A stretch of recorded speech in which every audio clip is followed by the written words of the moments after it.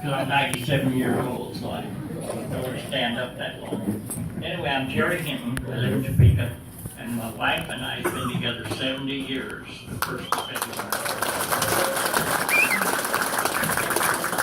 But I was drafted out. I got out of high school, and I went to Wichita and got a job at Beach Aircraft. I had the world by the tail.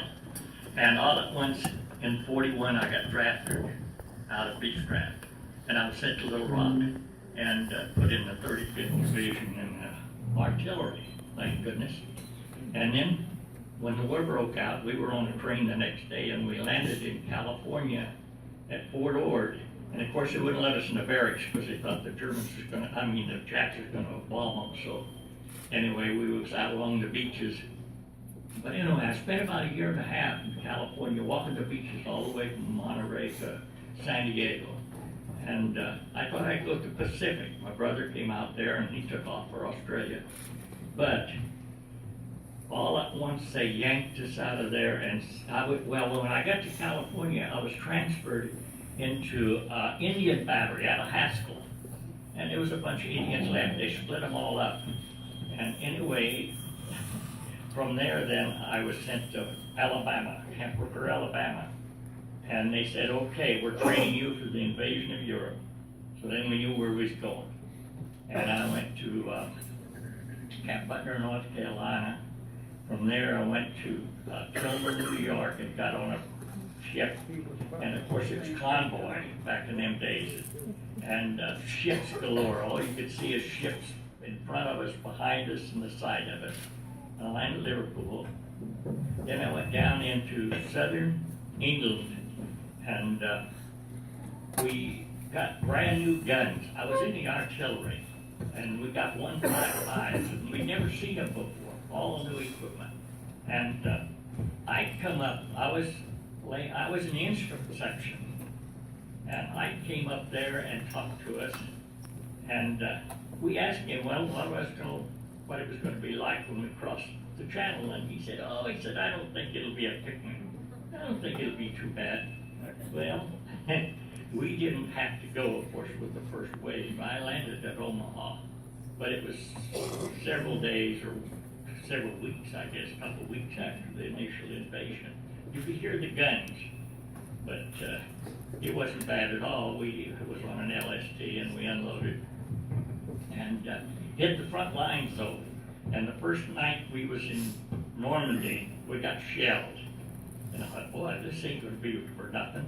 But anyway, we took St. Lo, and then we broke through the lines at Mortain. I was with Patton then.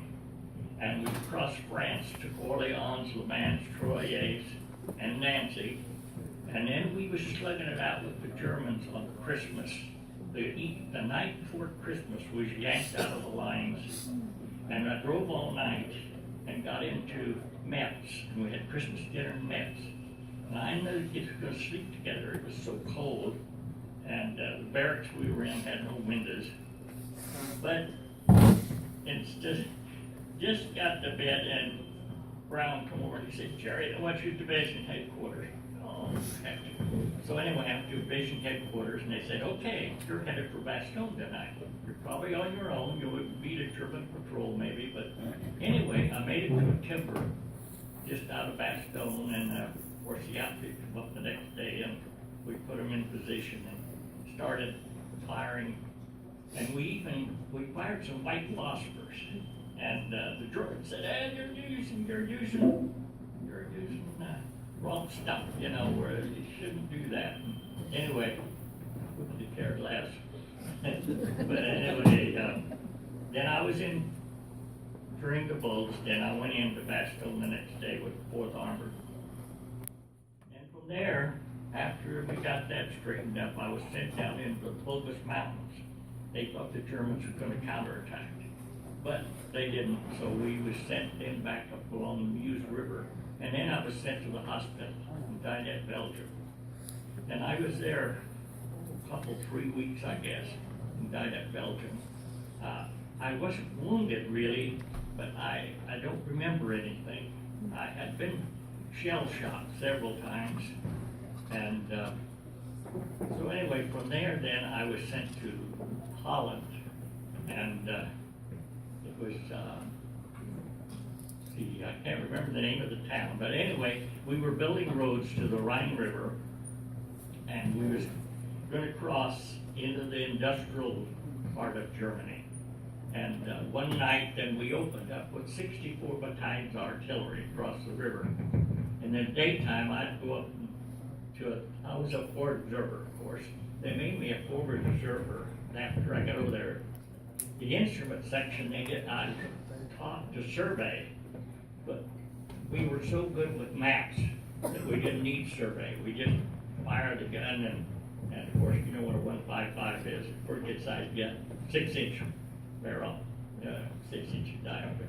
But anyway, then we crossed the Rhine one night, about 2 o'clock in the morning, and the Germans had took off because there's just too much fire. You know, it was 64 battalions artillery fire over there. Now it took off too. But anyway, then we went straight for Berlin. I went through Hanover and got to the Elbe River just out of Berlin, and the Germans would surrender to us at night. And anyway, and I was a high pointer. I'd had 5 years in service and 5 battle scars. So I was supposed to be sent home, but there wasn't any transportation for us because they were sending my outfit was headed for the invasion of Japan. So I was put in military government, and we go into a town. I and a kid from Omaha, or he was from Lincoln, and he spoke fluent German. So we go into a town and contact the burgomaster and say, okay, we're the government. And we set up an office, and anyway, we take the finest house in town. If somebody lived in it, we take it away from them and say, okay, we're gonna live here, we're gonna maid and everything. Am I talking too loud or too? Oh, I see, okay. Anyway, I was there until fall then. And finally, I came back to Beechcraft in the fall of 45 and went back to Beach. They give me my job back and all my seniority. And my wife worked there during the war. And she got, well, listen, I'd seen her, but I didn't really know her. But anyway, we had the Beach Club, and on New Year's night, we had a date. And I was hauling her girlfriend back and forth to work. She said, you got a date for New Year's night? I didn't know how far we stayed on it. I always do. She said, well, why don't you get a date with Jane?